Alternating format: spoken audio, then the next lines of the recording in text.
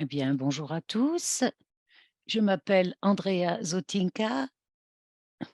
Je suis responsable du projet Santé circulaire pour Healthcare Without Harm Europe.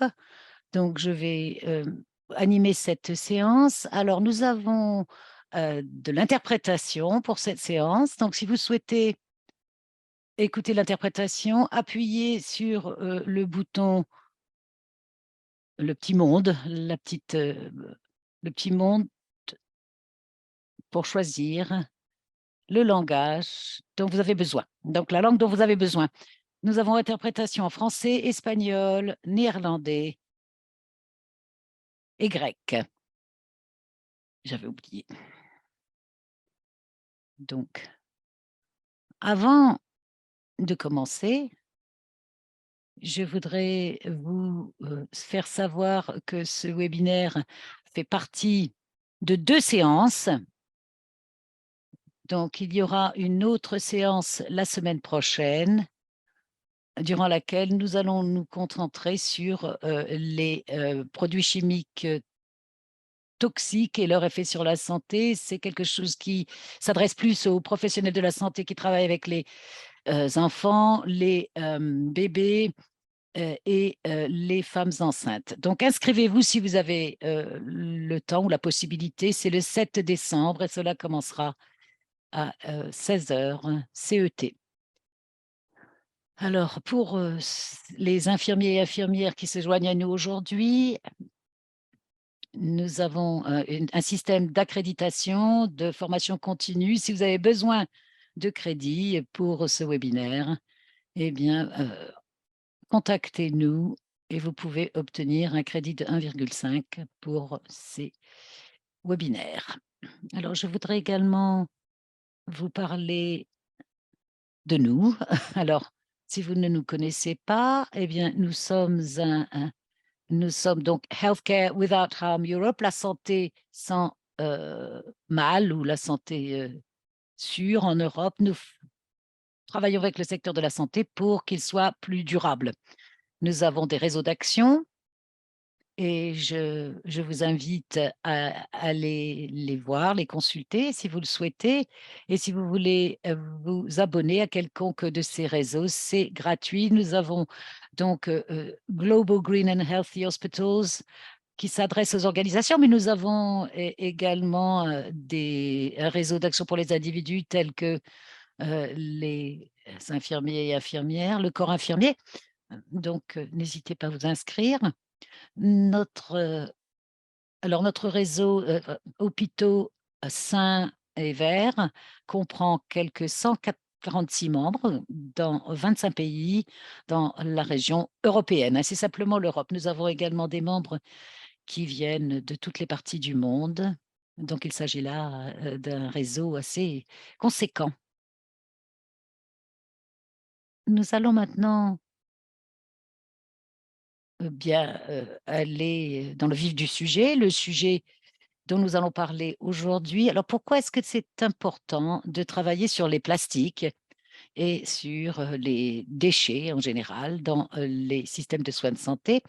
Eh bien, je pense qu'il y a cette espèce de déconnexion, de manque de lien entre, l'équipement dont nous nous servons, les équipements dont nous nous servons en hôpital, en milieu hospitalier, mais également chez nous, dans nos foyers. On ne sait pas d'où ils viennent, nous ne savons pas, de quoi, ils sont constitués, les matériaux utilisés, qui les a fabriqués et à la fin de leur utilisation, eh bien, nous jetons, ces équipements, ils disparaissent et encore une fois, nous ne savons pas, ce qui se passe après et ce que deviennent, ces instruments. Alors, les systèmes de santé, ont pour mission de guérir, mais malheureusement, en même temps, ils créent, beaucoup de dégâts, beaucoup de mal. Parfois, c'est quelque chose qui se produit très, très loin finalement de nous, donc ça semble un peu abstrait, mais c'est dommage existent. Ils peuvent affecter les communautés qui vivent, par exemple, près de sites de production de plastique et qui sont exposés à des produits chimiques toxiques chaque jour.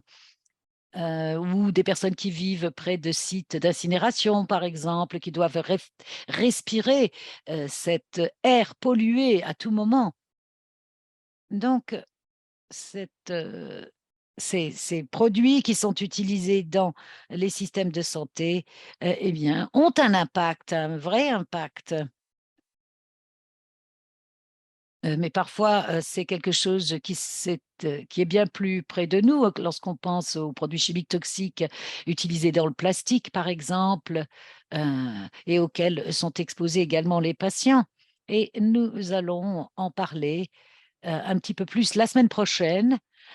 Alors, ce que j'entends par tout cela, eh bien, c'est qu'il est important de de se sensibiliser à ces risques associés aux instruments dont nous nous servons, aux équipements dont nous nous servons à l'hôpital et critiquer certaines pratiques quotidiennes. Donc, poser des questions, à savoir, est-ce qu'on a vraiment besoin de cet objet, de cet article? Est-ce que cet article pourrait être utilisé à plusieurs reprises plutôt qu'une fois, etc. Et bien sûr, il y aura toujours un besoin, d'utiliser ces articles dans les soins de santé, mais on peut les réduire de manière significative, heu, pour que, pour réduire les effets toxiques. Alors, passons au plastique en particulier. Comme vous le savez, nous avons, déjà un gros problème, au niveau de la consommation de plastique, avec cette pollution par le plastique que l'on retrouve partout. Notre consommation plastique, en fait, va tripler, hem, en quelques années. Donc imaginez, si maintenant, nous n'arrivons pas à, traiter ce problème, eh bien, ça sera encore plus difficile, de le faire dans 40 ans, lorsque la consommation aura triplé. Alors, la plupart des plastiques aujourd'hui, je dirais 99 des plastiques dont nous nous servons, eh bien, viennent, de, carburants fossiles, le pétrole, le gaz, généralement, c'est du gaz de schiste des États-Unis et puis ça peut venir également du charbon parfois. Et chaque, enfin, tous les aspects négatifs, tous les impacts négatifs que nous associons aux carburants, fossiles et à l'industrie, eh bien, peuvent être également appliqués au plastique. Le plastique, durant son cycle de vie, peut avoir un impact très négatif, non seulement sur notre santé, mais également notre environnement et comme je l'ai dit plus tôt, le secteur de la santé, des soins de santé, suit le même modèle linéaire de consommation, de par son utilisation, même si, les options de réutilisation des articles, existent et sont sans danger. Donc nous devons vraiment, réfléchir à revenir à ce modèle. Comme je l'ai déjà dit, durant tout son cycle de vie, le plastique a un impact très, marqué sur l'environnement. Donc vous avez déjà l'extraction pétrolière et gazière, qui implique le déboisement, l les, émissions, de gaz à effet de serre, les produits chimiques toxiques qui sont lâchés dans l'air et donc les communautés, avoisinantes sont très impactées. Ensuite, il y a le raffinage, la fabrication et tout cela, en fait, est un processus très gourmand en énergie et là, encore une fois, il y a beaucoup de produits chimiques toxiques qui sont utilisés, durant la phase de production. L'impact sur l'environnement, l'impact des microplastiques qui sont effectivement, lâchés dans la nature, et les produits chimiques qui peuvent également, heu, fuir, produire des fuites et puis également la phase d'élimination du produit que nous connaissons tous dans le cas des plastiques aujourd'hui. Euh, c'est pourquoi nous parlons de pollution par le plastique, mais cet impact peut également se produire lorsque le plastique est incinéré, lorsqu'il est mis à la décharge publique et lorsqu'il est recyclé également, parce que cela comprend également un impact qui peut être nocif. Alors, aujourd'hui, on se concentre beaucoup sur la réduction de l'empreinte carbone pour arriver à net zéro, mais ça ne peut pas être réalisé sans vraiment s'attaquer à la production et la consommation de plastique d'un côté, et puis plus généralement, la consommation d'articles à usage unique, plus particulièrement lorsque ça n'est pas nécessaire. Sur cette image qui a été créée par l'ONG Ciel, vous voyez les émissions annuelles venant du cycle de vie des plastiques et qui représentent l'équivalent de centrales à charbon de plus de 500 mégawatts chacune. Et vous voyez que en 2019, les émissions venant du plastique étaient équivalentes à 189 centrales charbon. C'est énorme. En 2050, eh bien, ces émissions vont arriver à 615 l'équivalent de 615 centrales charbon. Donc, bon nombre de enfin, une grande partie de notre empreinte carbone vient effectivement du plastique. Voici, bon, je ne vais pas rentrer dans le détail parce qu'on en parlera un petit peu plus tard la semaine prochaine, mais comme je l'ai dit, le plastique affecte la santé à tout stade de son cycle de vie. Vous pouvez vous familiariser avec ces planches un peu plus tard ou cliquer sur le lien qu'il y a en bas de l'écran pour voir exactement comment notre santé est affectée, est impactée. Alors, bien sûr, c'est tout à fait pertinent pour les soins de santé, tout cela parce que le plastique peut nous rendre malades, mais en milieu hospitalier également, euh, les patients peuvent être exposés aux produits chimiques toxiques qui sont présents dans certains articles de plastique. Et les jeunes enfants, les bébés et les enfants sont plus particulièrement exposés à ces produits chimiques. Il y a déjà une recherche qui montre que les produits chimiques affectent la santé. Euh, et par exemple, les, le, le DEHP, par exemple, un phtalate qui est utilisé pour faire des poches intraveineuses en PVC et des tubes pour les rendre plus flexibles, eh bien, peut augmenter le taux de mortalité et le risque de rechute, de réapparition d'un cancer du sein. Donc, je pense que ceci doit être devenir plus visible dans les soins de santé. On parle du plastique et des déchets. Et si l'on veut approfondir le sujet, eh bien, on peut regarder par exemple cette hiérarchie des déchets. C'est un outil qui peut nous aider à choisir les bonnes actions. Si l'on veut effectivement lutter contre ce problème des déchets. Alors bien sûr, l'action la plus évidente que l'on peut lancer pour lutter contre le problème des déchets, c'est de ne pas créer ces déchets en premier lieu. Et ceci peut être réalisé en suivant la partie supérieure de cette hiérarchie, euh, de ce bac déchets. Donc, il s'agit de repenser, de reconcevoir, de réduire, de réutiliser, de retraiter.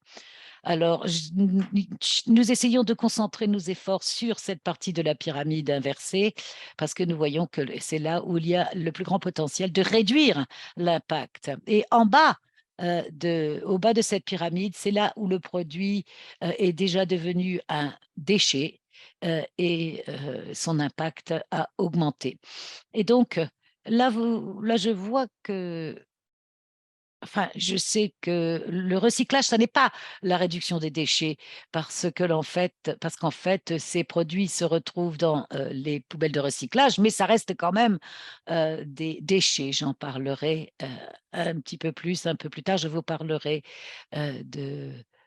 du recyclage. Mais dans le cadre de cette hiérarchie des déchets, il est également important, de, nous pencher sur la disparition progressive des produits toxiques, heu, pour réduire l'exposition, pour les patients et puis, pour, heu réduire l'exposition à l'environnement et réduire la toxicité de ces plastiques. Alors nous allons maintenant parler du recyclage, pardon, des plastiques parce que c'est vraiment, quelque chose qui est très populaire, c'est quelque chose qu'il est plus facile de faire, hem, que ce que l'on propose aujourd'hui, mais malheureusement, le système qui est en place à l'heure actuelle ne fonctionne pas bien. À l'heure actuelle, en Europe, seuls 14 de nos déchets plastiques, sont recyclés chaque année en Europe. C'est très petit, si l'on pense à la production de plastique qui, heu, monte en puissance. Nous n'avons pas de, capacité suffisante en Europe pour lutter contre tous ces plastiques, que nous produisons. Et le plastique perd sa qualité au fil du temps, lorsqu'il est, recyclé. Donc ça n'est pas vraiment, une boucle infinie dont on parle là.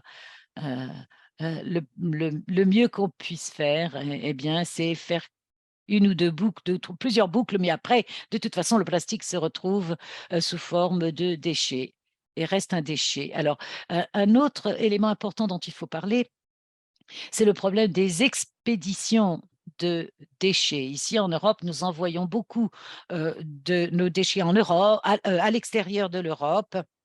Donc finalement, nous, passons le bâton à d'autres, la responsabilité à d'autres, qui ont déjà du mal à, lutter contre leurs propres déchets. Je vous encourage à regarder cette petite vidéo lorsque vous aurez le temps. Heu et les produits chimiques qui étaient présents dans le produit initial resteront dans le nouveau produit. Donc ils ne disparaissent pas, ces produits toxiques.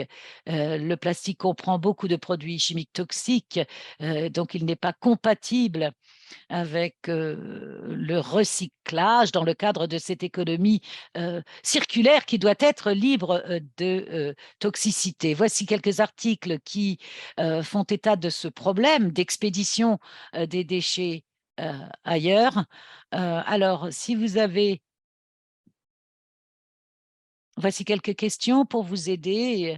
Il est très important de, mettre ces, questions dans l'ordre et de ne pas passer au recyclage immédiatement.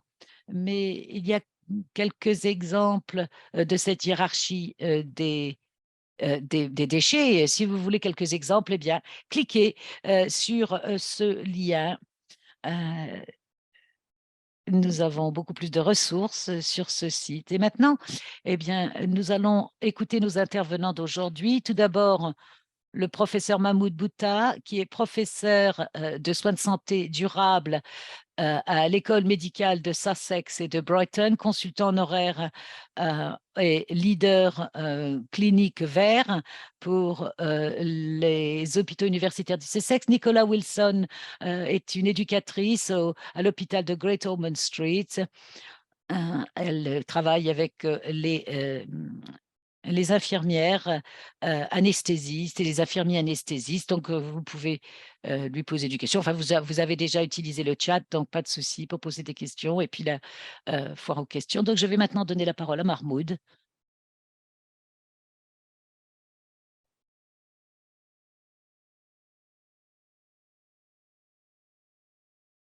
Bien, merci beaucoup. Merci de m'avoir présenté. Bienvenue à tous. Alors, je vais vous parler, enfin, je vais me concentrer plus particulièrement sur ce qui crée une économie circulaire dans les soins de santé, comment on peut faciliter ces développements. et aider à ce développement. J'essaie de vous montrer mon écran.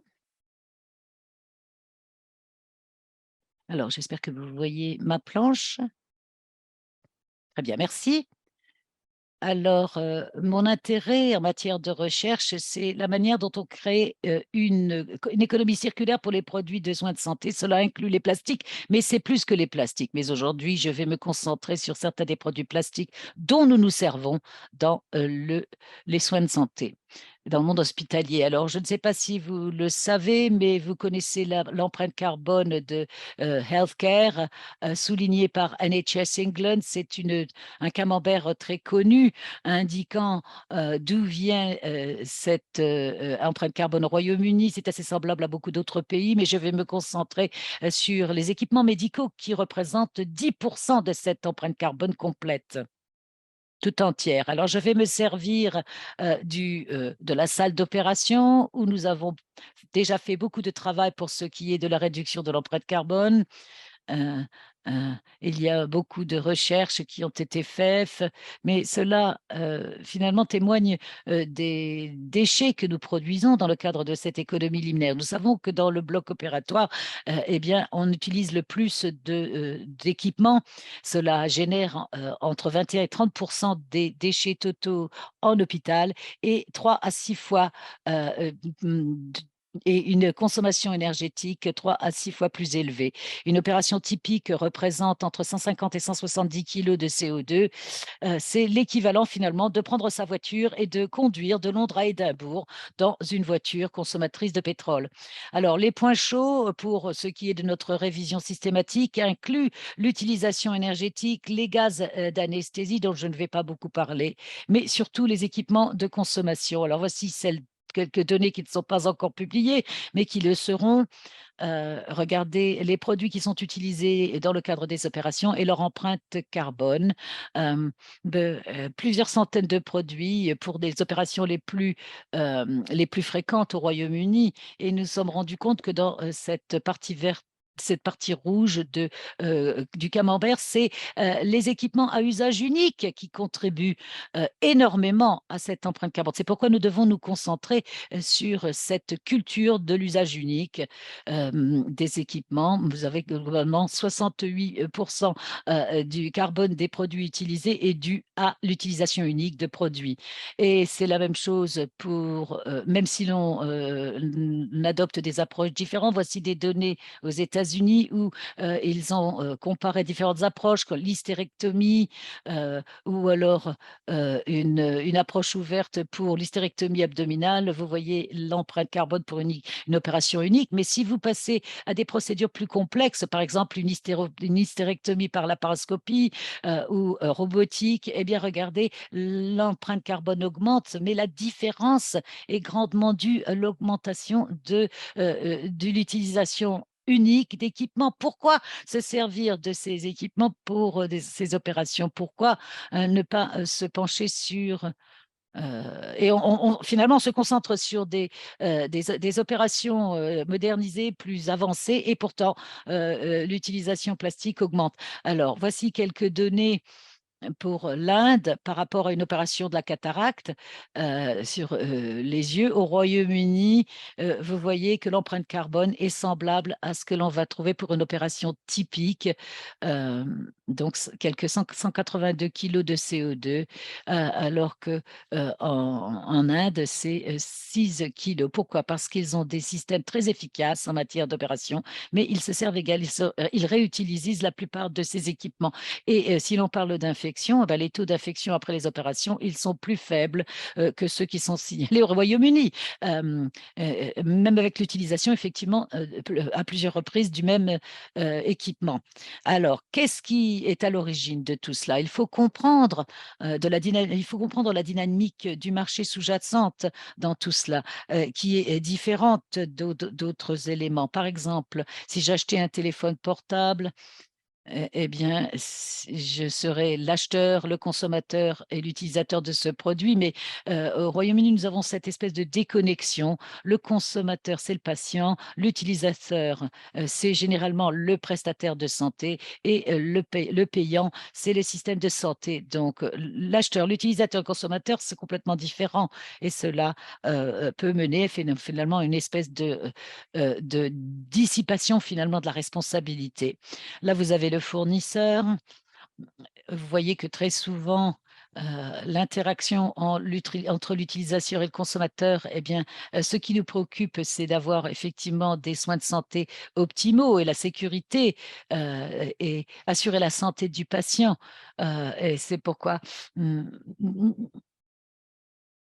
alors, c'est souvent, bien sûr, c'est associé, cette santé, ces soins de santé optimaux sont liés à des produits complexes, de coûts élevés, mais on se demande pourquoi il n'y a pas de plusieurs usages.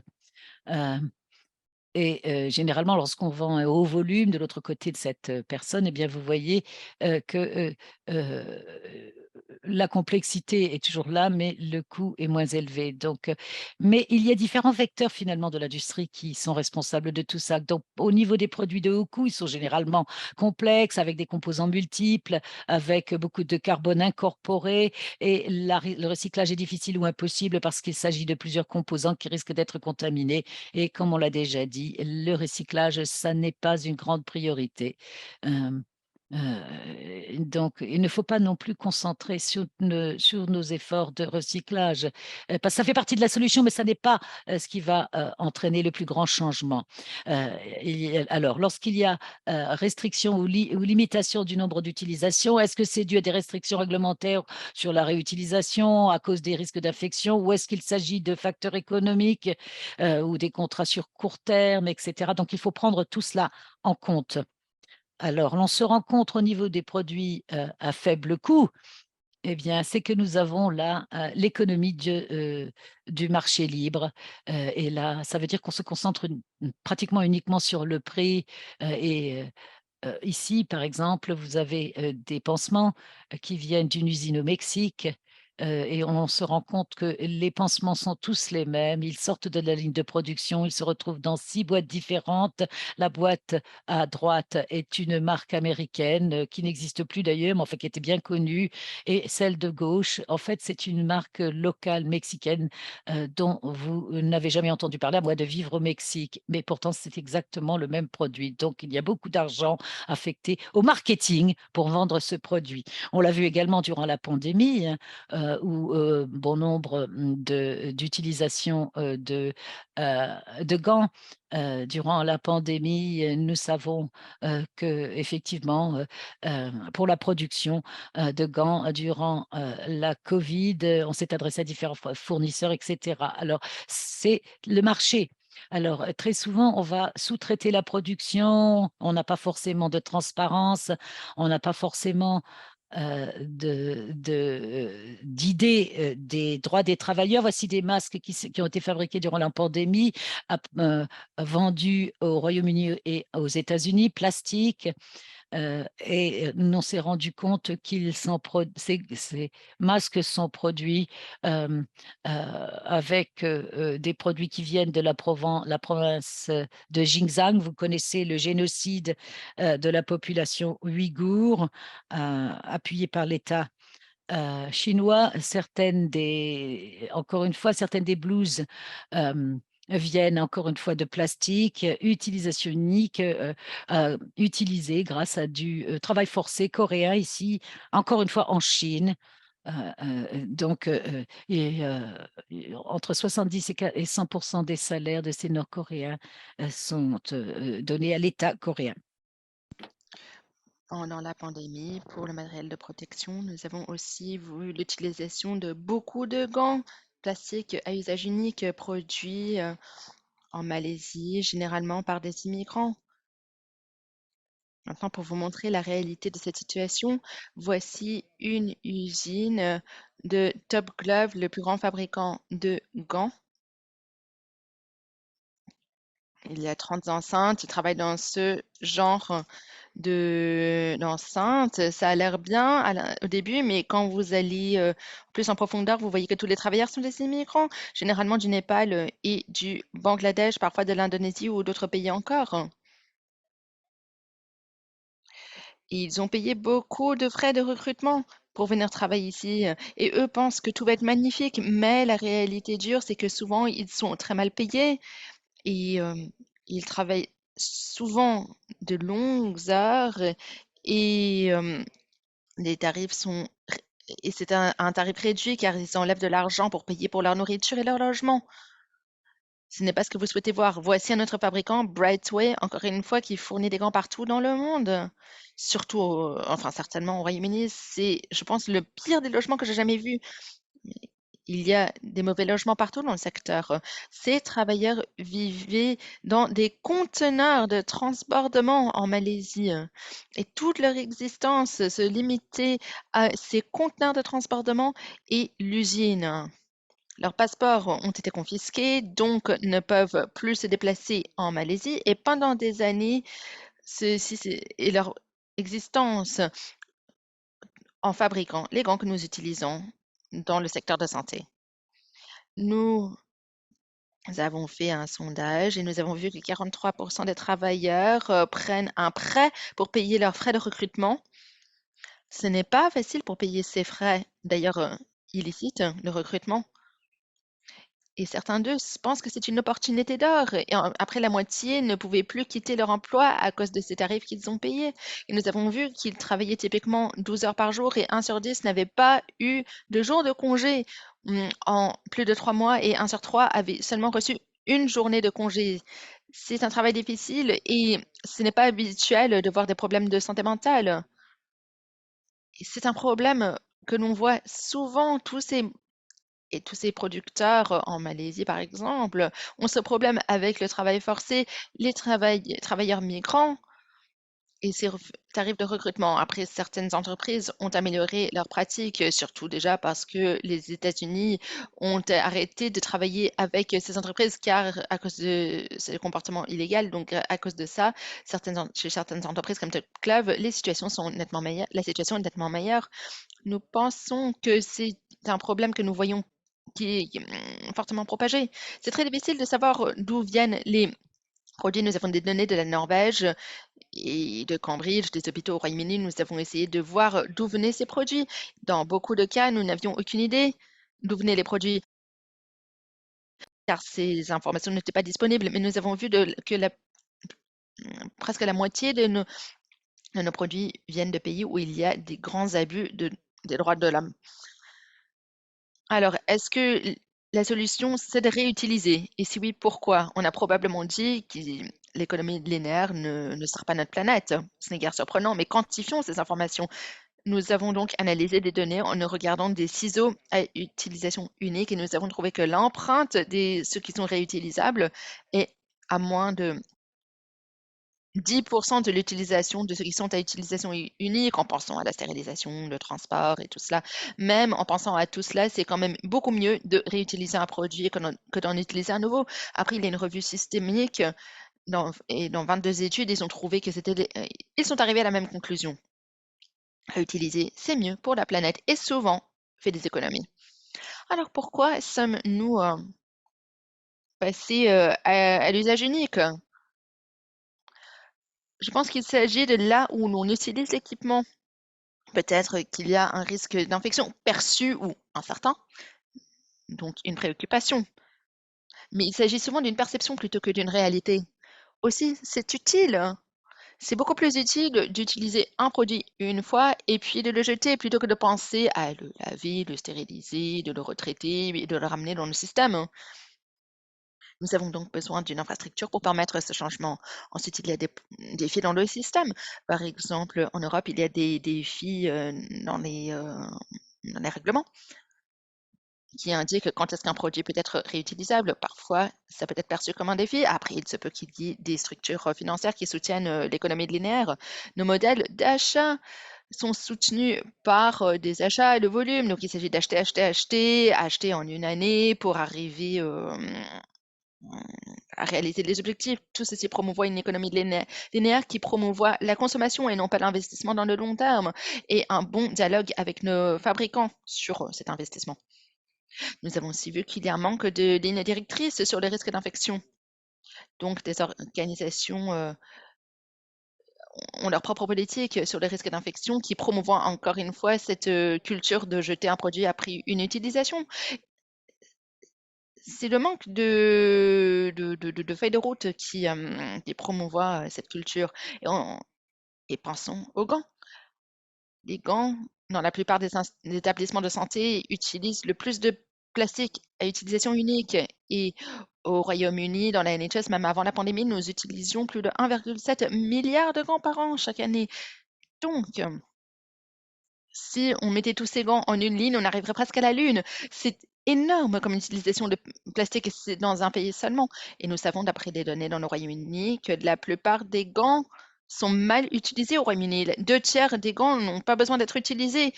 On les met car des personnes ne comprennent pas exactement pourquoi ils sont là et on essaye de faire à ce que les gens comprennent qu'il faut seulement mettre des gants quand il y a un contact avec les fluides corporels ou un tissu rompu, une coupure. En fin d'année ou peut-être l'année prochaine, il y aura une courte animation pour expliquer aux gens quand est-ce qu'ils ont besoin de mettre des gants pour qu'on puisse arrêter cette pandémie d'utilisation de plastique. Et l'utilisation individuelle est promue par des individus. Beaucoup de personnes les mettent mal et aux hôpitaux, il y a des équipes d'un contrôle d'infection disent aux gens de mettre des gants lorsque ce n'est pas indiqué. Et là, il s'agit de manque de connaissances. Et même le gouvernement, nous avons écrit à notre gouvernement pour les demander pourquoi est-ce qu'on nous a tous dit de mettre des gants pendant la pandémie quand il s'agit d'un virus respiratoire. Il s'agit de se laver les mains, non pas de mettre des gants. Après, il y a des mauvaises conceptions. Il y a une institution pédiatrique qui dit que les vêtements doivent être, disent qu'il s'agit du matériel pendant la chirurgie et qu'il ne faut pas mettre du coton en chirurgie. Et c'est interprété par des gens qui pensent qu'il faut utiliser des gants et des robes en plastique à utilisation unique et non pas en tissu. Ceci a des grands effets sur les empreintes. Vous pouvez le voir sur la diapositive. Vous voyez que pour les robes, heu, c'est l'équivalent de 140 kilomètres en voiture et aussi pour la compression, heu, plus ou moins 40 kilomètres en voiture, l'équivalent. Ça, c'est pour une seule opération et comme vous le savez combien il y en a au Royaume-Uni chaque année. Alors, pour les tissus, chirurgiques, c'est une mauvaise conception. Donc oui, l'utilisation, simple sont typiquement par des matériels pétrochimiques construits à l'international et réutilisables aussi pétrochimiques, mais réutilisés 75 fois. Et le coton, on ne l'utilise pas en Europe depuis plus de 20 ans parce que ceci ne correspond pas aux normes. Mais pourquoi donc avons-nous cette idée? Après, des textiles réutilisables ont beaucoup moins d'empreinte de carbone. Donc, ce que j'essaie de dire, c'est que tous les textiles doivent correspondre à ces normes de pénétration pendant sa cycle de vie. Et il n'y a pas plus de risque d'infection. Et les textiles réutilisables sont mieux. Ce n'est guère surprenant car c'est mieux fait, il y a plus de densité, meilleure force. Donc si vous avez, ils ne se déchirent pas autant. Donc si vous avez peur des infections, il faut utiliser ces textiles réutilisables et non pas un produit à usage unique de pire qualité. Et au Royaume-Uni, nous avons une structure qui rendrait cela possible. Pour la stérilisation, pour le nettoyage, nous avons des normes très rigides pour la stérilisation et pour le nettoyage au Royaume-Uni. Il s'agit d'exploiter cette infrastructure. Je sais que dans d'autres pays, ils n'ont malheureusement pas cette infrastructure et c'est un défi, oui, pour vos systèmes de santé. Vous avez besoin de construire cette infrastructure pour permettre la réutilisation de ces robes, de ces gants et dans certains pays, ce n'est guère possible et donc votre économie linéaire continuera si vous ne construisez pas cette solution. Après, il y a d'autres mauvaises conceptions. Voici des données sur la microsuction des oreilles où certaines personnes changeraient seulement le suceur avec le comportement plastique, mais certaines personnes changent tous les tubes après chaque, euh, chaque opération et d'autres personnes changent même le récipient. La cire est une huile et on ne réutilise pas dans d'autres cas après chaque contact avec de l'huile. Donc pourquoi le faire dans cette opération? Peut-être le suceur, oui, mais pas pourquoi les autres? Ceci augmente l'empreinte carbone et les personnes mettent des gants pour ceci aussi, ce n'est pas du tout nécessaire. Sinon, nous avons des tourniquets à utilisation unique en plastique et du matériel pour prendre la tension sanguine. Aux États-Unis, les oxymètres aussi à utilisation unique. Tous parce que quelqu'un mourrait. Non, je ne comprends pas. C'est pour cela que si vous suivez cette logique, il faut des portes à utilisation unique parce que si vous regardez les portes, ils sont couverts de bactéries et donc c'est pour cela qu'il faut les remplacer à chaque contact. Ou peut-être qu'on pourrait simplement se laver les mains avant et après le contact avec les patients, plutôt que de changer de poignée de porte à chaque fois. Par exemple, les tubes de trachéostomie. Si quelqu'un ne peut pas bien respirer, ces tubes doivent être remplacés après 28 jours, sinon classifiés comme dispositifs dangereux. Mais bien sûr, il n'y a rien qui se passe après les 28 jours où tout à coup, ce dispositif porte un risque d'infection. Non, on peut le laver, le nettoyer, le remettre pour qu'il fonctionne comme ce dispositif a fonctionné les 28 derniers jours. Et parlons d'endoscope. Beaucoup d'endoscopes sont à utilisation unique pour regarder dans le nez de quelqu'un. Il y a une puce, il y a des plastiques, il y a des microfibres, des fibres optiques. Ce n'est pas cher, bien sûr, parce que l'électronique est pas chère maintenant, donc nous pouvons continuer à extraire de notre planète de tout ce que l'on souhaite.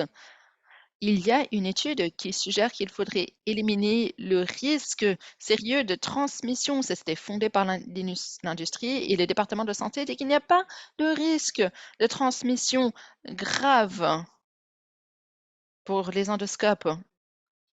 Et donc, il s'agit peut-être d'une idée fausse ou même d'un mensonge. Et c'est le cas pour beaucoup de produits, comme ce produit-ci à l'écran qui, pour coaguler les vaisseaux sanguins, coûte 500 livres, coagule les vaisseaux et ensuite on le jette. Mais on sait que ça peut être retraité car c'est fait.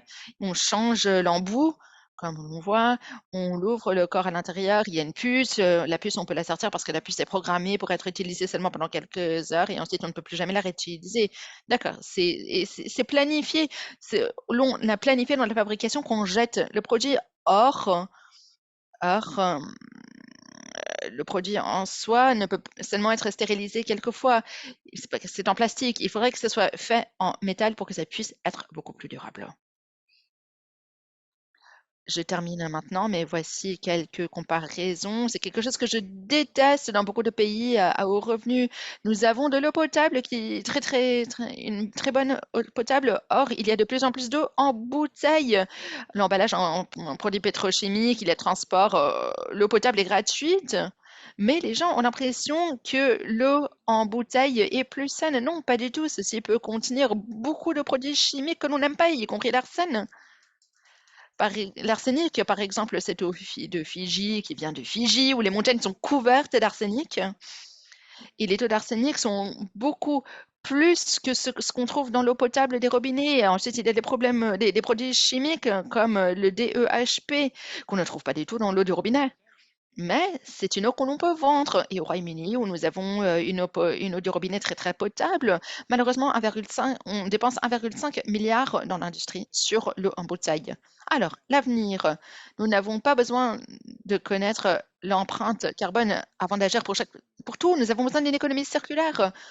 Le recyclage consiste à seulement une petite partie de la solution. Et oui, le lavage vert ne sert pas, par exemple, les industries qui mettent des panels solaires sur leur toit. Non, ils doivent fournir des produits qui durent et c'est tout. Nous avons une liste de choses à faire, donc des choses vertes pour les théâtres, les salles d'opération. Au Royaume-Uni, il y a des exemples aussi. Par exemple, on parle de la réduction du plastique à utilisation unique pour aller vers une économie circulaire. Nous espérons que ces lignes directrices seront adoptées à l'international et vous pouvez les trouver en ligne. Sinon, il y a un rapport national sur la chirurgie durable et nous créons une analyse pour essayer de créer cette économie circulaire pour les produits médicaux. Merci de votre écoute. Merci beaucoup, Mahmoud. Merci de votre présentation. Nous avons peut-être du temps pour quelques questions. Je ne sais pas si je peux tous les poser, mais peut-être qu'une de James pour refuser les produits à utilisation unique, c'est important, mais comment parler des avantages du réutilisable comparé à l'utilisation unique? Je pense que nous devons changer cette idée que l'utilisation unique protège les patients. Je pense que j'ai montré des exemples où ce n'est tout simplement pas vrai. Si vous avez bien stérilisé les produits, s'il y a des bons services, il n'y a pas de risque. Il s'agit d'une théorie. Enfin, bon, ce n'est pas toujours de la théorie. Bon, on ne peut pas toujours tout réutiliser. On ne peut pas, par exemple, réutiliser, réutiliser certains tubes qui vont dans les veines des patients, par exemple. Mais nous avons besoin de lignes directrices à échelon national et nous avons besoin d'une autorité qui dit qu'il n'y a pas de risque d'infection. Vous pouvez continuer à utiliser le produit. Vous pouvez le nettoyer, le réutiliser, soit le stériliser et le réutiliser. C'est là qu'il faut arriver. Il y a des modèles économiques que doivent définir les hôpitaux. Mais après, laissez-moi vous donner un exemple. Les tourniquets étaient à usage unique dans mon hôpital. Plastique à utilisation unique, c'est une idée que nous avons défiée et notre équipe de contrôle d'infection nous a soutenus. Ils ont dit, bon, essuyez-les, réutilisez-les, c'est bon. On va sauver 5,5 tonnes de plastique chaque année dans mon organisation seulement et nous allons sauver 86 000 livres sterling et c'est ça qui intéressera vos systèmes de santé. Et ce qui est essentiel, c'est que vous avez dit que l'équipe de prévention d'infection vous a soutenu. Qu'est-ce que l'on peut faire lorsque cette équipe ne vous appuie pas autant et vraiment demande que tout soit à utilisation unique? C'est le plus grand défi. Et nous avons vraiment besoin de lignes directrices nationale adoptée à l'international pour dire c'est comme cela qu'il faut faire. C'est sur ça que je travaille. Je travaille avec des équipes de contrôle d'infection parce que c'est fatigant de toujours devoir se disputer avec chaque institution. C'est pour cela que nous devons changer les idées de meilleures pratiques. La meilleure pratique comprend ne pas endommager notre planète et ne comprend pas compromettre la sécurité des patients. Donc je ne dis jamais non il faut faire un compromis sur la sécurité des patients. Non, ce n'est pas incompatible que les patients soient en sécurité de faire quelque chose qui est bon pour la planète. Et par exemple, le textile, je dirais que si vous avez peur des infections, pourquoi utiliser des textiles à utilisation unique si vous avez des possibilités de stérilisation disponibles, surtout au Royaume-Uni où c'est disponible, où les textiles sont de haute qualité. Donc, si vous avez peur des infections, n'utilisez pas des textiles à utilisation unique. Vous ne devrez pas le faire. Donc, changeons ce que l'on raconte. Je n'ai pas de réponse facile, mais c'est quelque chose que nous essayons de faire. Après, pour la liste verte pour les salles d'opération, c'est la première chose que vous pouvez envoyer à votre liste de contrôle d'infection. Après, ce que j'ai aussi fait, c'est que là où vous avez des équipes de contrôle d'infection qui résistent, souvent je leur envoie un email pour leur demander d'expliquer pourquoi. Et souvent, ils ne peuvent pas. Moi, j'enverrai ça dans un email comme ça, c'est à l'écrit et vous dites: «Non, excusez-moi, je vais changer l'équipement, et je vais le rendre réutilisable sauf si vous avez une bonne explication et si vous avez des lignes directrices d'autre part, c'est une bonne chose». La première chose que vous pouvez faire, c'est défier cette culture d'utilisation de gants. Ça, c'est qui a été propagée par la pandémie. Nous savons que c'est basé sur des fausses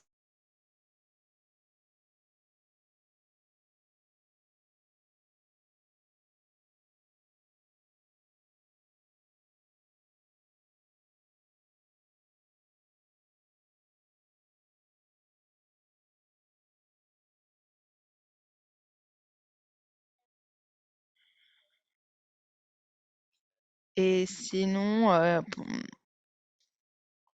Sinon, pour les salles d'opération, qu'est-ce que vous dites? Je pense que la question, c'est donc, quelle est la plus grande réussite dans votre organisation? Alors, souvent, les gants, oui. Et à Great Ormond Street, c'est un très bon exemple. Je pense que s'il y a d'autres choses faciles que vous avez dans votre pays, si vous avez, par exemple, l'option de réutiliser les gants et les robes parce que vous avez l'infrastructure, c'est quelque chose qui devrait être fait tout de suite car c'est déjà disponible. Si l'infrastructure n'est pas disponible, ceci prendrait plus de temps. Je pense que vous pouvez aussi parler avec la salle d'opération car parfois il y a des produits à utilisation unique qui pourraient être réutilisables. Par exemple, des petites assiettes en plastique. Il y a des versions en métal qui sont disponibles, qu'on peut les utiliser. On peut mettre des instruments stérilisés et vous allez sauver faire des économies parce que la stérilisation, c'est pareil, mais vous allez économiser sur le produit. Donc, je ne sais pas pourquoi on agit comme ça. Il s'agit donc de comprendre là où les changements les plus faciles sont possibles, car quand on commence à faire des changements, les personnes le voient et après la conversation devient plus facile et les autres sont prêts à faire plus de changements. Et quelles sont donc les choses les plus faciles à faire? Question de Maurizio. Ceci revient à ce que je viens de dire, ça va dépendre de votre organisation. Les gants, c'est peut-être la première chose à changer. Et puis le textile, si vous avez déjà l'infrastructure, c'est là où vous pouvez aller essayer d'effectuer des changements en premier. Et là où il y a, et pour les produits, lorsqu'il y a un équivalent réutilisable, c'est quelque chose que vous pouvez utiliser. Merci beaucoup. Et nous avons beaucoup de questions, mais nous devons avancer. Nous devons passer au prochain intervenant. Mais si vous avez le temps, n'hésitez pas à rester quelques minutes si vous voulez répondre à certaines des questions à l'écrit dans la boîte questions-réponses. Mais c'est vraiment super de voir que les gens s'intéressent au sujet que vous avez présenté. Et encore une fois, merci beaucoup pour cette présentation. Maintenant, nous allons parler d'une zone où il y a beaucoup de potentiel pour réduire le plastique, l'utilisation des gants, et c'est Nicolas Wilson de Great Ormond Street Hospital qui nous parlera d'un projet très intéressant. Nicolas, je vous passe la parole. Oui, merci Andrea et bonjour à tous. Je vais faire un petit partage d'écran avec vous, un petit instant. Et j'espère que vous pouvez voir mon écran. Andrea, vous voyez mon écran? Oui, très bien, merci. Je suis Nicolas Wilson. Je travaille à Great Ormond Street Hospital et en 2010, c'est en 2017, donc il y a longtemps pour nous, nous avons démarré ce projet à Great Ormond Street. Moi-même et le chef de contrôle d'infection à London, nous avons travaillé ensemble et je comprends que pas toutes les équipes de contrôle d'infection soutiennent autant, mais c'est le cas pour eux, ils sont super. Et nous avons travaillé aussi avec Emile Leonard et je vais vous expliquer ce qu'on a fait et comment nous avons réussi. Même si nous avons commencé notre travail, nous avons tout lancé dans le Trust en avril en 2018. Je vais vous expliquer ce que nous avons fait. Je vais vous parler des facteurs clés et des vecteurs et comment nous avons effectué des changements, ainsi que les obstacles. Alors, pourquoi avons-nous commencé à regarder l'utilisation des gants? Nous savions que c'était vraiment lié à l'hygiène des mains. En 2017, nous avons changé notre manière d'auditer l'hygiène des mains à l'hôpital. Auparavant, nous avions collecté des données quantitatives. Est-ce qu'on lavait les mains? Est-ce qu'on les décontaminait en utilisant un gel d'alcool, etc. Et l'on comptait ce qu'on en faisait. Mais on souhaitait plutôt des données quantitatives. S'il y a eu un manque d'hygiène, pourquoi était-ce le cas pour les mains? Nous avons audité les services les uns les autres pour recueillir des informations utiles. Ensuite, on a parlé au personnel. On leur a dit, dites-nous, qu'avez-vous vu? Le grand facteur qui expliquait pourquoi on a manqué des opportunités d'hygiène, c'est qu'ils portaient des gants. Ils touchaient les poignées des portes, ils répondaient au téléphone, mais ils portaient les gants. Et c'est pour ça que nous nous sommes posé des questions. Pourquoi est-ce que vous portiez ces gants? Pourquoi est-ce que vous les aviez? Nous savions que certains membres du personnel, ils avaient mal aux mains, des mains avaient des rougeurs, tout particulièrement les infirmières. Ils donnaient beaucoup de médicaments de manière intraveineuse et souvent ils lavaient les mains, ils séchaient les mains, ils les mettaient dans les gants et leurs mains devenaient très inconfortables, un trait rouge, des rougeurs. Hélène était retournée du RCN où elle avait mis à jour des lignes directrices nationales sur l'utilisation des gants, donc c'était très utile pour nous.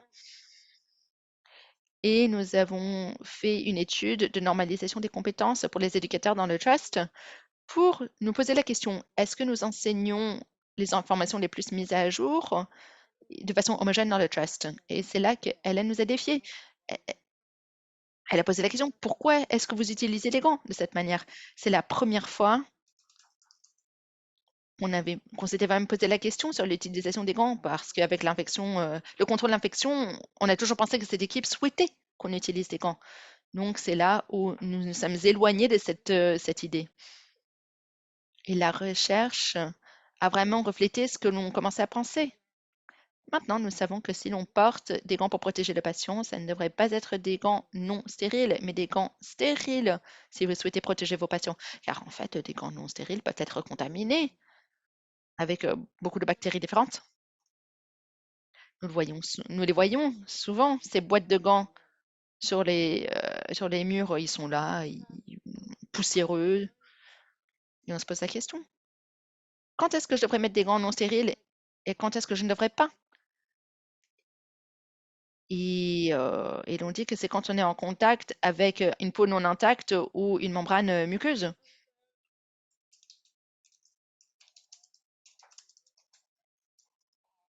Et il y a de la recherche avec une autre Wilson et Loveday qui ont répété ce que nous avons vu dans nos audits aussi.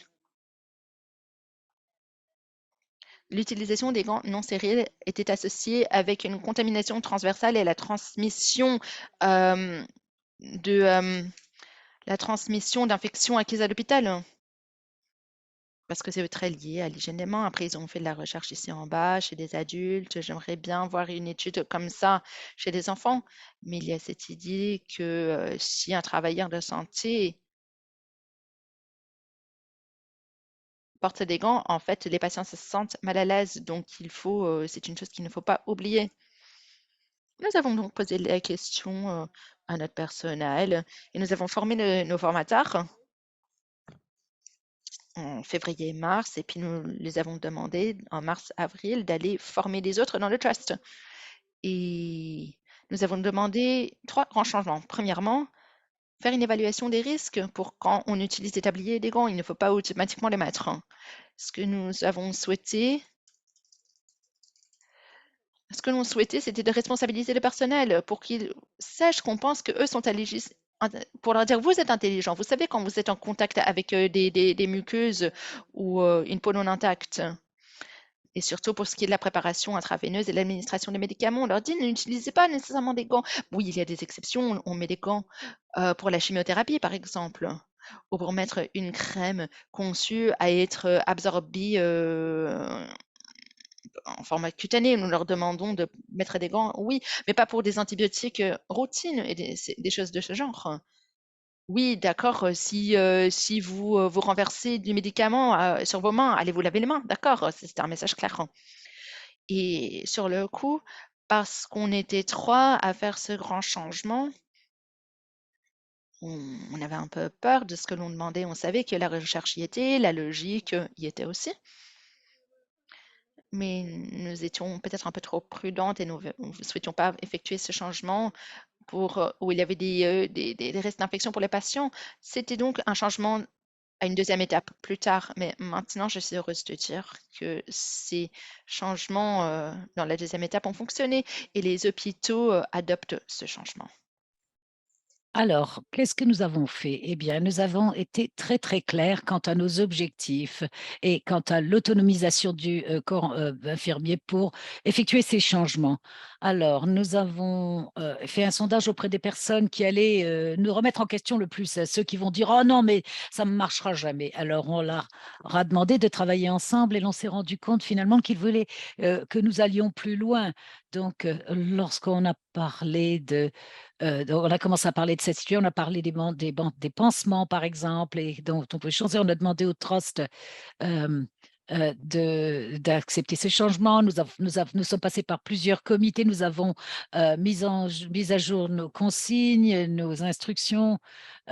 Alors, nous pensions qu'il fallait éduquer les patients, les parents de ce changement, mais en fait, on nous disait toujours: «Mais attendez, si vous mettez en exergue que ce changement, si vous dites: "Vous allez le faire"».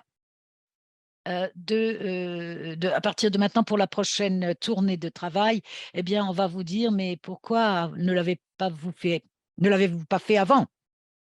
Donc, nous avons vraiment organisé de la formation, pour tout le monde, pas simplement les médecins, les responsables de la mais hem, le personnel nettoyant, les brancardiers, donc tout le monde a été informé de ce changement et nous avons, des résultats pardon, des ressources dont nous nous sommes servis, donc avec des présentations PowerPoint, des discussions avec certains groupes de personnel, de la formation. Donc, nous avons également posé des questions fréquentes et nous avons également lancé cette journée de l'hygiène des mains. Alors, qu'est-ce qui s'est passé? Voici les données initiales et vous voyez que à partir de ces tableaux, la ligne en vert, c'est le changement moyen, alors que le bleu, c'est, ce que quel type de gant est arrivé au sein de l'hôpital et cetera à un certain moment. Donc le vert, c'est la moyenne et vous voyez que, là, nous avons, effectivement des pics, qui semblent être, qui semble survenir lorsqu'il y a une nouvelle ouverture, d'un service dans un hôpital et les personnes se préparaient en mettant des gants. Donc, vous voyez qu'il y a des pics très clairs sur cette planche. Mais vous voyez là, cette chute significative lorsqu'on a, introduit le projet en premier lieu, ensuite, une nouvelle référence et notre deuxième changement, lors de l'introduction des étapes suivantes. Donc un énorme changement que vous voyez là concernant, l'utilisation des, gants dans le trust. Alors voici la ventilation de ce qui s'est passé donc, voici donc, le nombre total de gants commandés. À l'époque, on regardait, effectivement, le coût de ces, gants, les commandes et puis le coût d'élimination de ces gants. Et là, vous avez une petite astérix parce qu'en fait en bas, parce qu'en fait, on continuait à faire des économies, dans l'élimination des gants malgré le fait que le coût de se débarrasser de ces gants, en fait, avait augmenté et c'est ça qui est important, qu'il faut souligner. Initialement, nous avions lancé ce projet parce que nous pensions que ça serait bien sûr bien mieux pour nos patients. Mais en fait, la nature durable de ce projet est telle que les professionnels de la santé sont fascinés et sont très impressionnés par les économies qu'on peut faire. Donc en fait, finalement, ça a été l'élan dont on avait besoin. Mais sur le plan financier, lorsque vous parlez au cadre, vous parlez d'argent, parlez au comptable, eh bien là, vous avez bien plus, de, support. Alors, vous voyez là à gauche, les mains, d'une de nos infirmières qui avait, vraiment, de gros problèmes, avant le changement, et qui avait une peau craquelée, après 12 heures. Elle était obligée, de protéger ses mains lorsqu'elle voulait prendre une douche parce que vraiment elle avait mal aux mains et voici, 12 mois plus tard, ses mains en excellentes conditions. Pourquoi? Parce qu'elle ne les met plus dans ses gants aussi souvent qu'elle le faisait avant. Alors le contrôle de l'infection, nous avons vu également que Il n'y a pas de changement au niveau des maladies nosocomiales à la suite de ce projet. Donc, aucun changement finalement au niveau des infections nosocomiales qui pourraient être liées effectivement à ce projet, hein. Eh bien non. Ça a été le deuxième changement que je vous montre à l'écran. C'est lorsqu'on a demandé aux individus de faire exactement la même chose euh, pour les patients isolés. On nous posait la question de savoir pourquoi avons-nous changé ce système de changement de gants durant la première phase de la pandémie. Et c'est parce que c'est un virus et durant la Covid, il fallait refléter ce que le gouvernement nous disait de faire. Il fallait le faire. Donc, ce que vous voyez là, finalement, c'est un pic massif d'utilisation des gants les commandes et ça, en fait, c'est dû au gouvernement qui nous disait qu'il fallait porter des gants. Et puis, les données à ce niveau-là deviennent plus difficiles à suivre. Pourquoi? Parce que nous avons eu un achat national des équipements de protection. Notre trust n'avait plus le droit de le faire de manière isolée, donc un gros changement. Mais au travers de la COVID, nous nous sommes rendus compte que le gouvernement finalement a rattrapé nos objectifs de contrôle des infections. Nous sommes revenus à nos propres lignes directrices, nos propres orientations. Et on voit bien qu'il y a une chute bien meilleure parce qu'on comprenait ce qu'il fallait faire, tout simplement. Je voudrais vous faire part d'un autre projet en cours. euh, avec Jacqueline Gordon, ergothérapeute. Alors, nous avons essayé de regarder et d'étudier d'autres choses telles que les produits sanitaires réutilisables. Il y a énormément de jeunes dans ce trust et dans cet institut. Et finalement, on essaye de les comprendre, de voir lorsque vous avez un problème euh, et que vous ne pouvez pas vous servir de produits traditionnels, Tampax, etc., serviettes périodiques, eh bien, on encourage les gens à se servir de produits réutilisables. Pourquoi? Parce que c'est bien mieux pour nos enfants, pour les enfants et pour ce qui est de leur viabilité financière, parce que n'oublions pas que le coût de la vie augmente sans cesse. Et puis, ça veut dire qu'il y a également beaucoup moins de plastique. Donc, c'est un poster là. Lorsque nous vous transmettrons ces planches, eh bien, vous pourrez effectivement bien lire tout cela et poser quelconque question que vous souhaitez poser. Voilà. C'est un exemple, hein, finalement, d'autres projets que nous développons. Voilà. J'espère que je n'ai pas été trop rapide pour les interprètes. Non, pense que c'était bon. Merci Nicolas. C'est vraiment super d'entendre parler de tous ces projets merveilleux parce qu'il s'agit là d'actions concrètes qui donnent des résultats tangibles. Alors, si vous avez des questions à poser à Nicolas, eh bien, mettez-les dans la boîte Q&A. Donc, une dernière présentation, Federica, Pre- oui, Federica, qui va parler de ses efforts de réduction du plastique dans son cabinet. Alors, merci de m'avoir invité, pardon, je vais vous montrer mon écran et me présenter brièvement. Alors, Federica Pil, je suis donc infirmière. J'ai travaillé à Dublin pendant 6 mois et récemment, je suis retournée en Italie.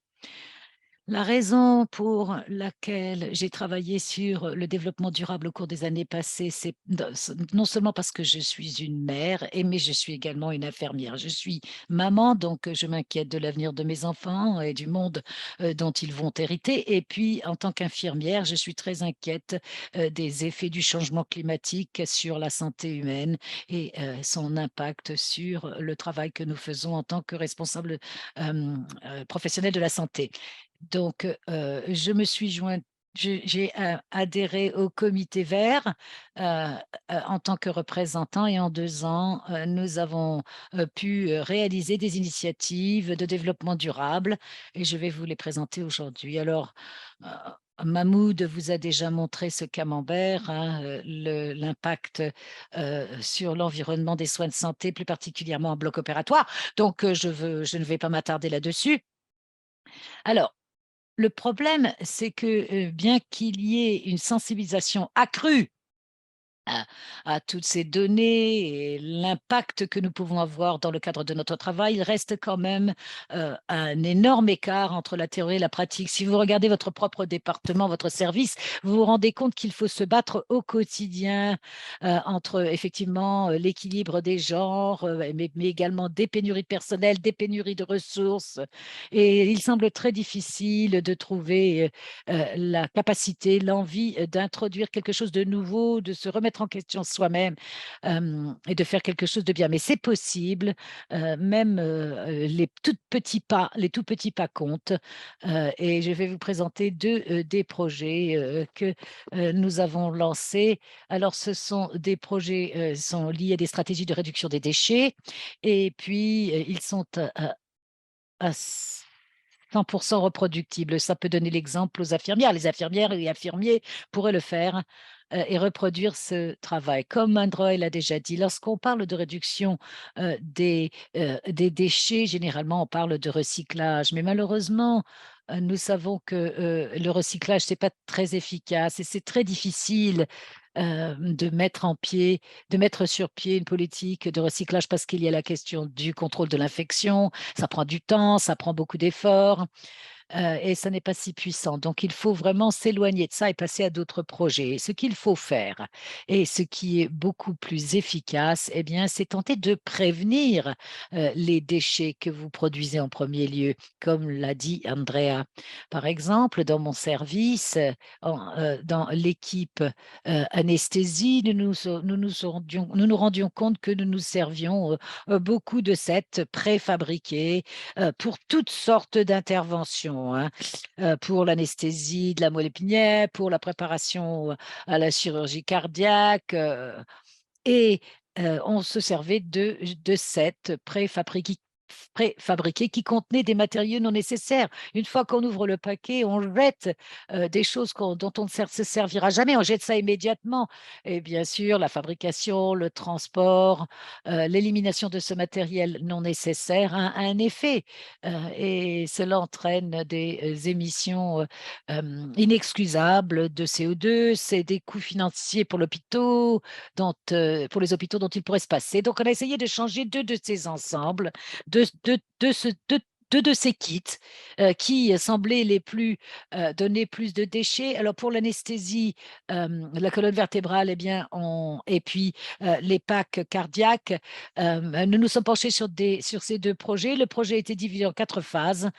Donc, la première chose qu'il fallait inclure, qu'il fallait faire, c'est d'inclure les parties intéressantes, les parties prenantes, dans, les ensembles et la reconception des ensembles. On expliquait, qu'on voulait remanier les sets pour qu'ils soient plus, durables, et nous avons donc reconçu, les, équipements en décidant de ce qu'on voulait faire et de ce dont on pouvait se débarrasser. Alors une fois on est arrivé à un accord commun sur ce à quoi ressemblait cet ensemble, moi et ma collègue contacteraient les fournisseurs pour expliquer le projet, et leur dire: «Voilà, nous voulons que les sets soient reconstitués, pour qu'ils soient plus durables».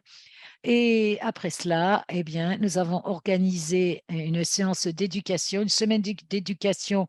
On a invité tout le monde, hein, des managers, des concierges, des, brancardiers, tout ça, tout le monde était invité, et pendant une semaine, eh bien, on a eu une présentation de 10 minutes le matin avant de travailler sur le développement durable, le changement climatique, les stratégies de réduction des déchets, et cetera. Donc c'était vraiment l'opportunité de parler de quelque chose dont on n'a pas le temps de parler la plupart du temps. Et généralement, d'ailleurs, on ne nous apprend pas cela. Après cela, j'ai essayé de calculer, les économies financières et environnementales issues de ce projet. Ça a pris 1 an, pour que les nouveaux sets soient produits, donc la mise en œuvre a été plutôt lente. Il y a eu des défis à relever dus à la covid, des challenges. Il y avait une pénurie effectivement de fournisseurs, et de collaborateurs chez les fournisseurs, mais enfin, les nouveaux kits sont devenus disponibles et voici les données que j'ai pu recueillir. Alors, il n'est pas nécessaire nécessaire d'être un expert hein, pour tenter de calculer les économies financières et environnementales d'un projet parce que cela exige beaucoup de temps et des compétences que n'a pas le corps infirmier. Mais il y a beaucoup de données disponibles qui vous permettent de calculer votre empreinte carbone par secteur et ce n'est pas forcément précis que les évaluations du cycle de vie, mais c'est utile parce que ça vous donne une idée du feedback et de l'impact du projet. Euh, donc, je vous demande si cela vous intéresse à ce type de recherche, et bien d'essayer de regarder certains outils sur Internet. J'ai estimé qu'en passant des anciennes étapes aux nouvelles étapes, eh bien, on pouvait se débarrasser de choses dont on n'a pas besoin. Mais l'idée, c'était de faire des économies de 4000 kilos de carbone, d'émissions de carbone chaque année. Et quelques 29 kilos de déchets. Donc, donc 10 000 euros d'économie chaque année pour l'approvisionnement et l'incinération. Ça a été également l'occasion euh, de former les membres du personnel. Et puis, il y a eu beaucoup d'enthousiasme de la part des personnes intéressées et qui ont travaillé sur le projet. Donc, tout le monde même s'ils étaient fatigués, etc., ont participé à ce projet. Ça a été vraiment l'occasion de faire quelque chose de nouveau. Et les gens étaient vraiment très contents de ce projet. Donc, ça a été un grand succès. Donc, nous étions si contents qu'après ce premier projet, nous avons décidé d'en lancer un autre. Et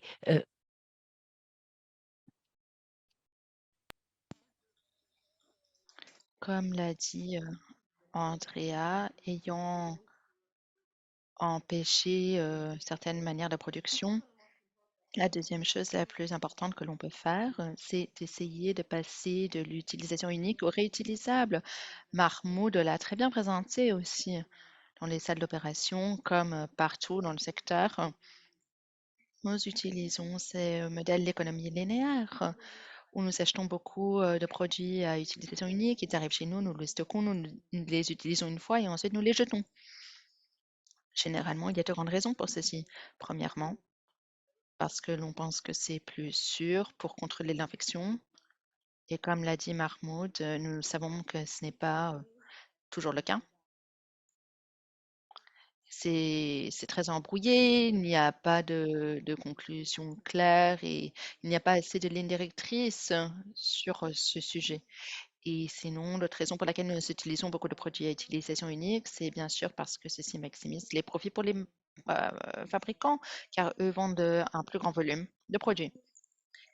Et aussi, c'est utile pour l'hôpital parce que on réduit, euh, à combien de choses on doit penser. C'est très facile juste d'utiliser une fois et de jeter. Cette approche est plus facile, mais après, depuis la COVID, ces dernières années,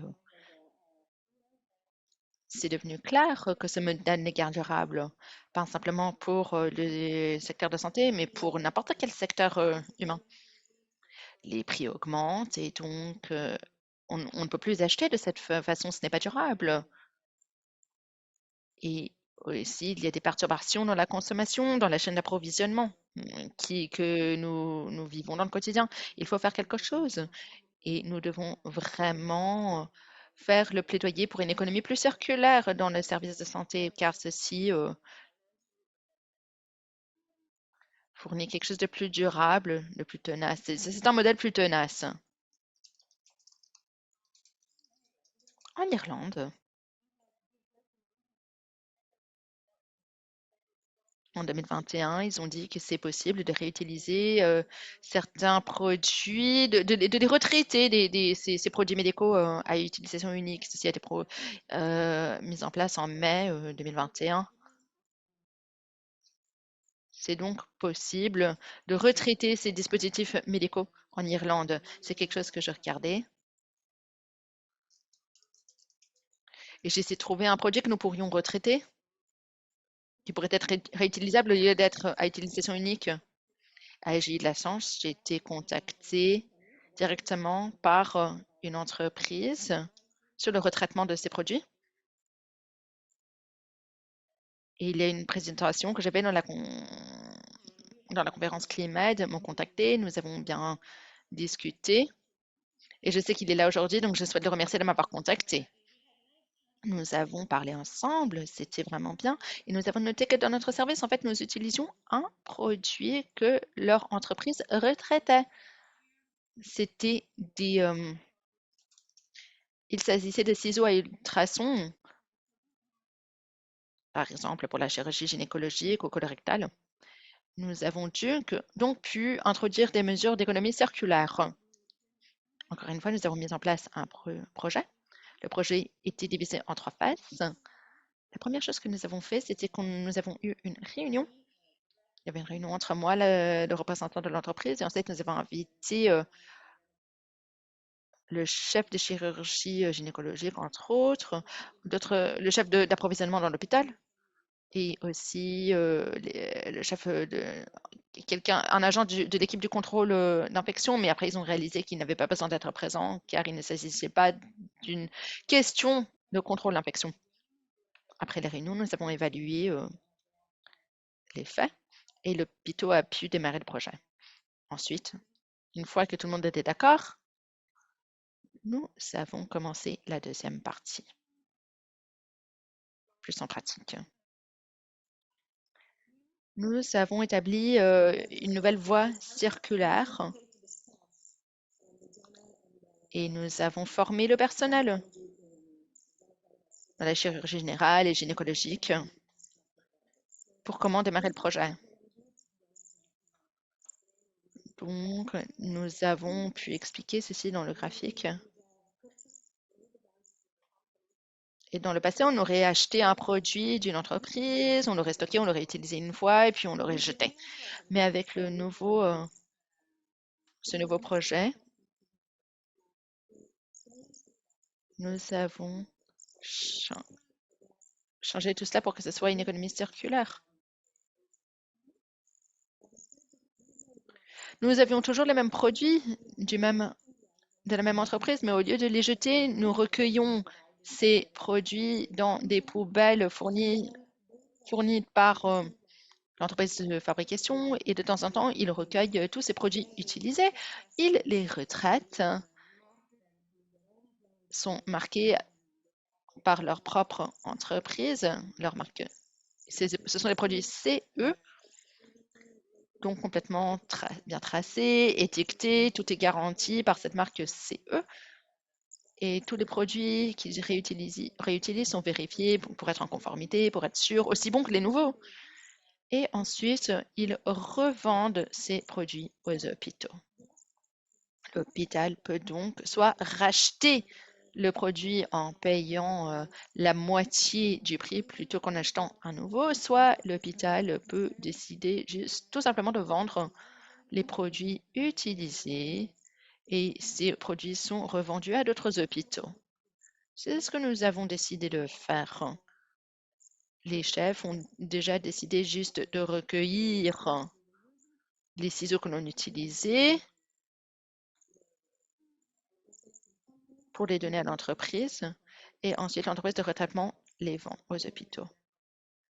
Donc pour l'instant, nous ne les rachetons pas, mais nous espérons que ça viendra.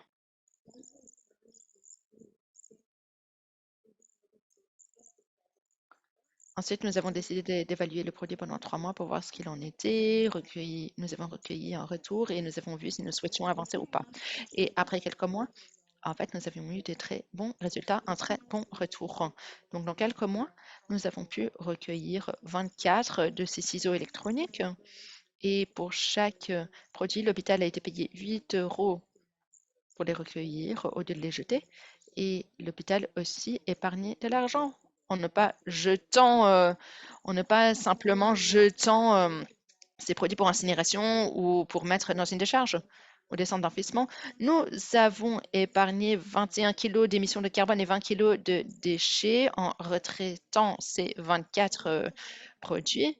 Et pour le personnel de l'hôpital, c'était vraiment très facile à mettre en œuvre cette culture parce que nous avons besoin de moins d'espace de stockage. Il faut simplement recueillir ces produits dans une poubelle spéciale mise en place dans un endroit spécifique. Il n'y a pas plus de travail pour le personnel, il faut simplement essuyer les produits, on les met dans un sachet en plastique et mise dans cette poubelle particulière. Il n'y a pas plus de travail pour le service de stérilisation. Ensuite, la collecte et le transport de ces produits est organisé par le fournisseur, donc pas plus d'efforts de la part de l'hôpital. La mise en œuvre du projet a donc été très facile et tout le monde était très heureux. Sinon, nous avons aussi noté qu'on peut élargir le marché. Moi, je n'y travaille plus personnellement, mais je sais qu'il parle de recueillir tous ces produits. Il y a beaucoup qu'on peut faire en laboratoire. Donc, nous avançons et ceci améliore le marché. Ça a été un très bon projet et nous sommes très heureux d'avancer. Bien. Je veux juste dire que si vous vous intéressez à la durabilité, si vous souhaitez faire quelque chose, vous pouvez commencer avec, en faisant des petits pas durables et essayer de travailler avec votre direction, car il y a beaucoup de personnes qui, en fait, souhaitent faire quelque chose. Vous avez seulement besoin d'une personne pour commencer le débat. Essayez de vous informer le plus possible, informer vos collègues et essayez de faire un travail de plaidoyer pour générer ce changement dans votre environnement. J'espère que j'ai été claire. Merci. Oui, merci Federica, merci. C'est très intéressant de voir comment vous avez fait ce travail. Est-ce que vous pouvez rester encore 5 minutes pour répondre aux questions?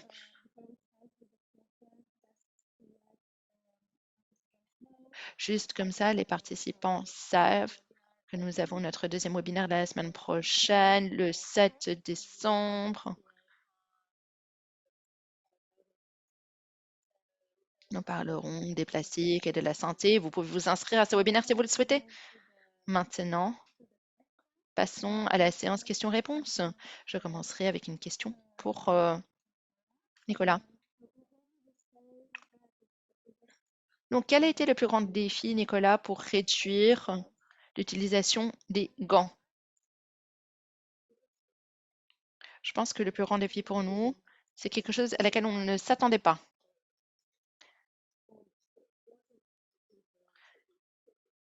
Le défi ne venait pas de ce qu'on pensait serait plus difficile, mais il s'agissait plutôt de notre approche.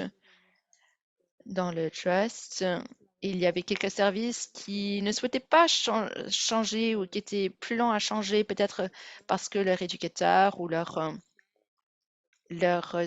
superviseur avait simplement envoyé la formation en partageant un PowerPoint, en partageant un email. Et ceci n'est pas vraiment la meilleure méthode de communication. En fait, la meilleure façon de générer des changements, c'est plutôt dans le service de test intraveineuse, là où les formateurs ont mis à jour chaque membre du personnel individuellement. Et c'est là que nous avons essayé, et ceci les a aidés à changer leur façon de penser quand ils mettaient les gants. Donc, il s'agit vraiment de cette technique de communication pour vraiment changer la façon de penser des gens quand ils utilisent normalement les gants. Parce que vous pouvez avoir toutes les informations sur les changements, oui, mais jusqu'à ce que tant que vous ne vous en rappelez pas physiquement, il n'y a pas de changement. Oui, c'est super, surtout parce que beaucoup de nos membres souhaitent répéter ce projet. Et c'est donc très utile de savoir quelles sont les manières les plus efficaces de faire adopter ces changements. Nous avons une nouvelle question. Clyde demande, en tant qu'utilisateur clinique, est-ce que vous avez de l'influence dans la chaîne d'approvisionnement?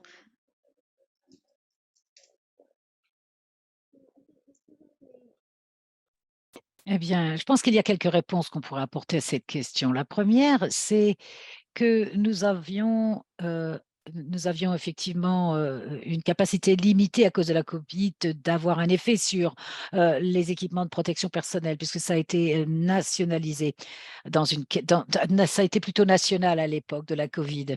Mais euh, nos équipes répondent aux questions. Enfin, euh, je, je peux vous répondre sur les volumes, les coûts, l'origine, euh, mais le problème, c'est que j'en sais pas énormément, beaucoup sur le respect des droits des travailleurs qui fabriquent ces produits. Ce que l'on fait au sein du NHS, c'est d'avoir une pondération de 10% envers l'environnement et l'aspect social. Donc, voilà, il y a des tâches que l'équipe d'achat assume maintenant, qu'elle n'assumait pas avant. Alors, pour Federica, on a beaucoup parlé d'avoir, on a beaucoup parlé des retards, de changements des ensembles préfabriqués. C'était dû au contrat actuel ou à d'autres raisons? Non, en fait, c'était un cas spécifique parce que j'attendais du fournisseur beaucoup de résistance, hein, parce que il fallait réduire la taille des kits, ça allait être moins cher, donc je m'attendais à ce qu'il soit plutôt récalcitrant, mais en fait non. Et ils ont maintenant des normes de développement durable qu'ils doivent respecter. Une des entreprises m'a envoyé quelques 200 pages d'efforts de développement durable, de durabilité fait dans l'entreprise. Donc, on a eu, franchement, des retards pratiques, plutôt pratiques, parce que bien sûr, il y avait bien sûr une pénurie de personnel, un manque d'effectifs dû à la Covid, un manque de produits de la Covid. Ensuite, moi, il fallait que je trouve le temps de travailler sur le projet tout en faisant mon travail au quotidien. Donc, tout ça, ça a pris un petit peu plus longtemps. Et puis, il y a eu un retard pour un des kits, donc à partir du fournisseur où c'était fabriqué, parce qu'en fait, il y a eu des erreurs, donc il a fallu tout relancer la procédure. Donc, c'était des problèmes enfin plutôt d'ordre technique. Et j'étais surprise finalement, parce qu'il n'y a pas eu de difficulté pour ce qui est de parler de développement durable et de changer le kit. Parce que tout le monde réfléchit. Tout le monde savait que ces kits entraînaient énormément de pertes, mais personne ne voulait en parler. Donc, il suffisait d'une personne pour en parler. C'est finalement la Covid qui nous a un petit peu ralenti et puis des difficultés pratiques. Mais ça serait quand même bien d'avoir effectivement un temps particulier, un temps spécifique à dédier à ces projets, parce qu'il faut toujours faire son travail au quotidien. Oui, c'est vrai, effectivement, kit pré-préparé et l'attente. Alors, comment est-ce que vous avez contacté les fournisseurs? Est-ce que ça a été facile en tant qu'infirmière? Ben, j'ai appelé, tout simplement.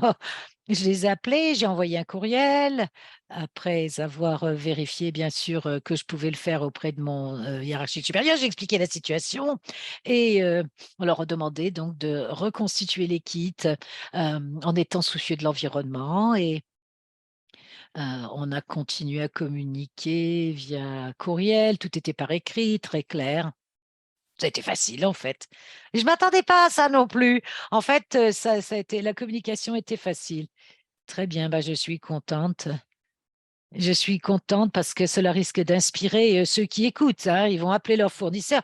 Mais attendez, tout cela, c'est faisable, hein.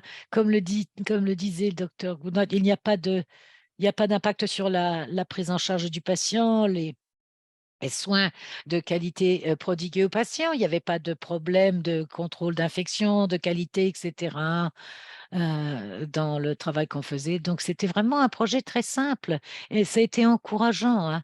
On est parti d'un projet simple. Parce que, vous voyez, vous menez à bien ce projet et tout d'un coup, eh bien, les autres se disent: «Ah, mais on peut le faire» et donc ça permet d'inspirer les autres, vous voyez, d'enthousiasmer les autres pour refaire cet exercice, pour faire ce qu'on a fait. c'est vraiment magnifique, hein, d'être, une source d'inspiration. Alors malheureusement, nous, sommes un petit peu en retard, donc nous allons terminer la séance. Je sais qu'il y a encore beaucoup de questions. On pourrait, bien sûr, parler de cette question ad vitam aeternam, c'est clair, mais en tout cas, merci. Merci aux intervenants, merci aux participants.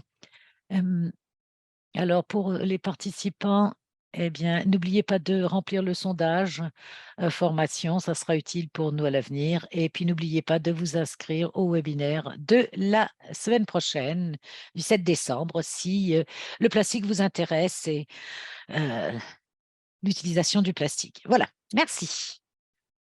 Merci.